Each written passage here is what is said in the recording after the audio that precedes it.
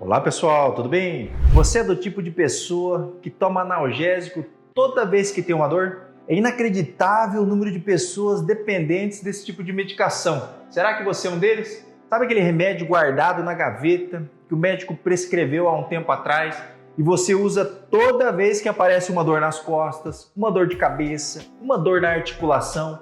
Será que esse analgésico não está te causando dependência? Será que esses remédios podem ser usados no dia a dia? Hoje eu vou falar quais analgésicos causam dependência e quais os problemas que eles podem trazer na sua vida. Também vou te dar algumas opções que não causam vício e que podem aliviar suas dores. Então fica comigo até o final do vídeo e roda a vinheta!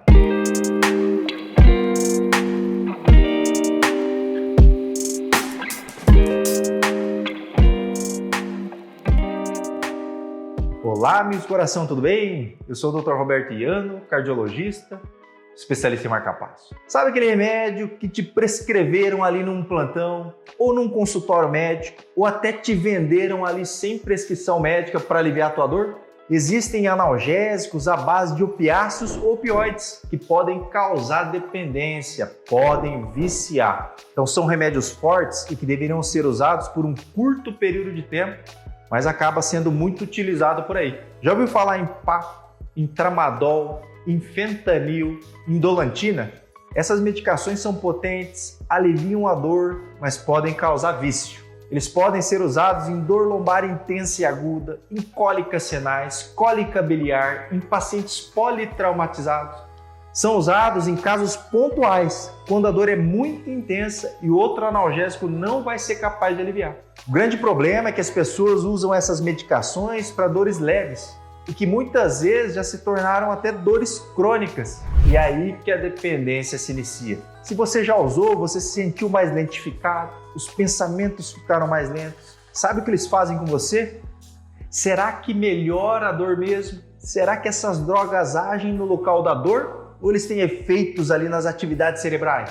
Antes de você saber tudo isso com relação aos medicamentos, se inscreve no canal, clica no sininho para receber todas as notificações. Pessoal, todo vídeo eu fico falando aqui, se inscreve no canal, clica no sininho. Mas por que eu repito toda vez? Porque você não está inscrito no canal. Porque você não deu like, porque você não compartilhou. Então, enquanto você não fizesse em todo vídeo meu, eu vou falar em todo vídeo. Lembrando que são 2 vídeos novos toda semana, assuntos relacionados à nossa saúde. Não tem assunto mais importante na internet. Então não esquece de dar o like, se inscrever e compartilhar. E lembrando sempre que a minha ideia aqui é salvar o mundo e eu preciso da sua ajuda. Eu quero saber se você vem comigo ou você não vem. Bom, todas as drogas à base de opiáceos, como tramadol, codeína, meperidina, fentanil, têm basicamente o mesmo efeito ali no cérebro. Eles grosseiramente, falando, diminuem a atividade cerebral. Todos eles, uns menos, outros mais, podem diminuir nossa vigília, ou seja, você acaba se sentindo ali mais sonolento. Para quem não dorme bem, isso pode ser até ótimo no começo, mas a médio e longo prazo, com certeza não vai ser. Imagina que você que toma esse tipo de remédio para uma dor nas costas e é motorista de um caminhão, por exemplo, ou motorista de ônibus. Olha aí o perigo que você pode causar.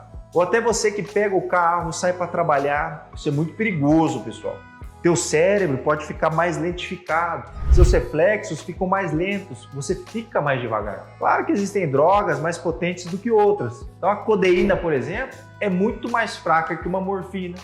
A morfina é menos potente do que outros derivados opioides. Algumas drogas podem também ter uma ação mais específica, por exemplo, de deprimir os acessos de tosse. Por isso que a codeína, até de vez em quando, ela é usada como um antitussígeno, que a tosse pode diminuir e você se sente mais aliviado. Só que dá esses sintomas que eu falei, Você pode ficar mais lentificado, com a cabeça ali mais zonza, mais tonto. Esses medicamentos, então, têm algumas características específicas para levar uma pessoa à dependência mais facilmente. Além delas deprimirem os centros da dor, da tosse e causar sono, todas elas em dose um pouco maior que a usada pelo médico, acaba deprimindo outras regiões do nosso cérebro, como por exemplo, as que controlam a nossa respiração. Então os batimentos cardíacos também podem ficar mais lentos, pode até descontrolar a nossa pressão arterial. A pessoa que usa isso pode entrar até em estado de torpor, dependendo da dose, e fica isolado ali da realidade do mundo.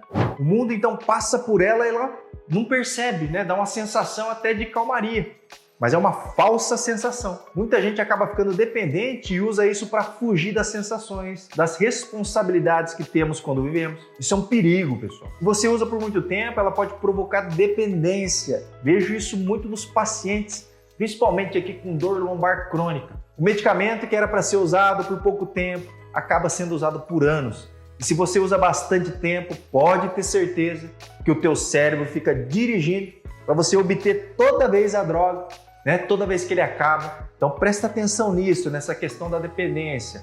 Acabou o Paco, por exemplo, você faz qualquer coisa para conseguir de novo e diz que é porque a dor é insuportável e precisa dele.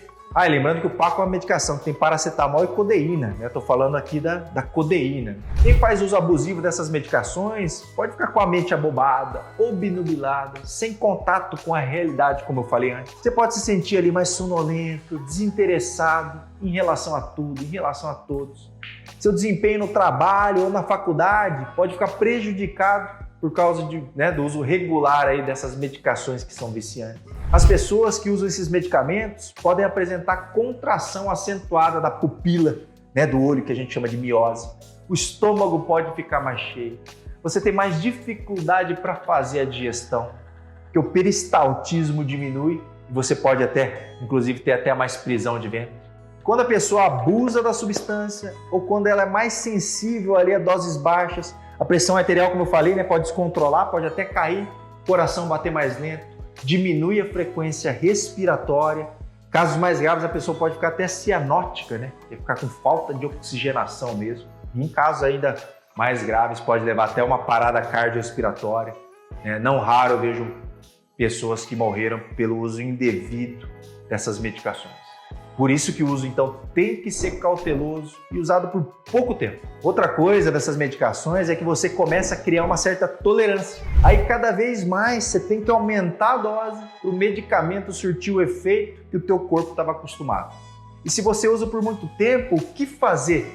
Você precisa buscar a ajuda de um médico, né? Um psiquiatra ali para ajudar você a parar de usar. Você vai precisar fazer uma diminuição progressiva da dose.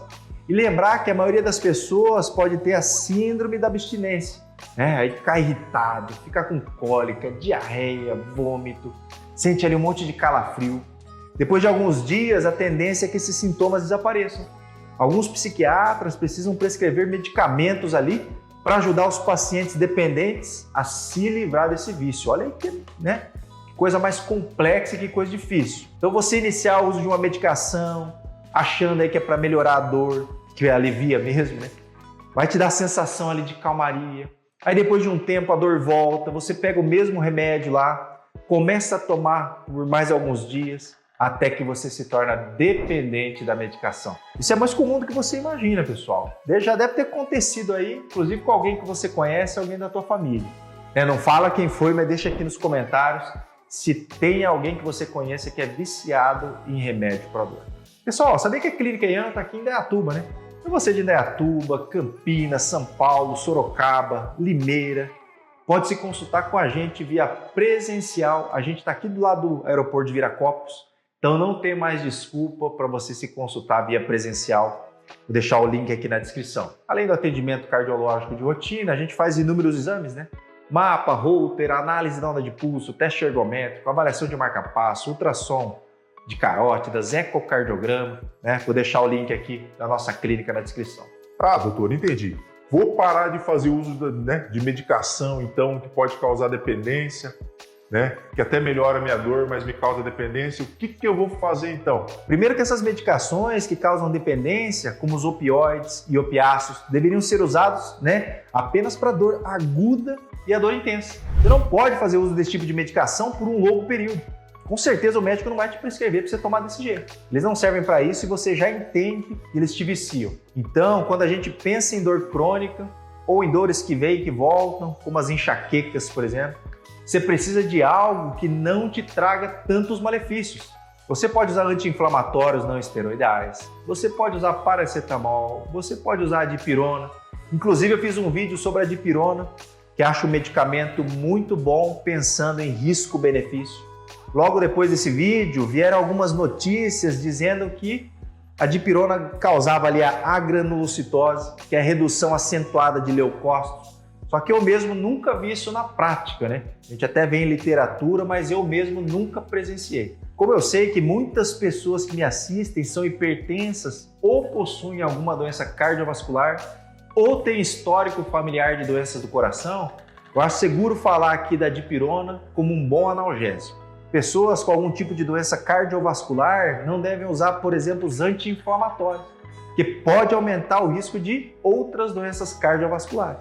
Aumento do risco de derrame, infarto, aumento da hipertensão arterial, insuficiência renal e por aí vai. Por isso que eu gosto da dipirona, porque ela pode ser usada como analgésico e tem uma ação anti-inflamatória. Ela então é uma alternativa ao anti-inflamatório, né? E é um dos remédios aí mais vendidos do mundo. A dipirona tem propriedades analgésicas, antitérmicas, anti-inflamatórias, ou seja, pode ser usado também para vários tipos de dor, enxaqueca, dor articular, dor muscular, abaixa a febre, age como um anti-inflamatório. Ela tem a capacidade de inibir a produção de prostaglandina, que são substâncias envolvidas na inflamação e na dor. Atua inibindo a COX, que é a enzima ciclooxigenase, responsável pela produção de prostaglandinas. Essas prostaglandinas são mediadoras químicas que têm várias funções no nosso corpo. Regulam a temperatura corporal, faz vasodilatação, sensibilizam receptores da dor. Quando a gente se lesiona ou quando ocorre alguma inflamação, no nosso corpo, a gente libera a ciclooxigenase e começa então a produzir as tais prostaglandinas. Isso acaba aumentando a nossa dor, a inflamação, a febre. Então a dipirona age inibindo a COX, reduzindo as prostaglandinas. Aí você tem uma redução da dor, da inflamação e da febre. E apesar dela ter uma ação anti-inflamatória, essa ação não é tão potente quanto dos anti-inflamatórios não esteroidais. Vocês conhecem aí, né? Que é o diclofenaco, ibuprofeno, nimesulida. Então, apesar da ação anti-inflamatória dele não ser tão potente, é preferível, nas pessoas com alguma doença cardiovascular, melhor você usar a dipirona, então, do que o anti-inflamatório. Lembrando, lógico, que cada caso é um caso e só tome medicamento com a orientação do seu médico. Mas se você não tem nenhuma doença cardiovascular, você também até pode usar anti-inflamatório, quando tiver algum tipo de dor. Mas, mais uma vez, nada de ficar comprando, pegando com o vizinho ou pegando com o que te indicam lá na farmácia. Toda medicação tem sim os seus efeitos adversos e podem fazer interação medicamentosa com algum remédio que você já toma. Se o médico te prescrever um opiáceo, algum opioide, procura usar por pouco tempo. Eu lembro de um paciente, na época que eu fazia plantão ali, logo no começo da minha carreira, tinha um paciente que relatava dor na coluna e na bacia aqui toda vez que eu estava de plantão. Só que eu não sabia que ele ia em outros lugares ali também para pedir a medicação. Ele pedia sempre para prescrever ali morfina ou tramal, toda vez. Ele usava opiáceos em casa, mas queria vir para o hospital para receber medicamento na veia. Depois eu acabei descobrindo então que ele rodava ali de hospital em hospital, pedindo a medicação opioide na veia.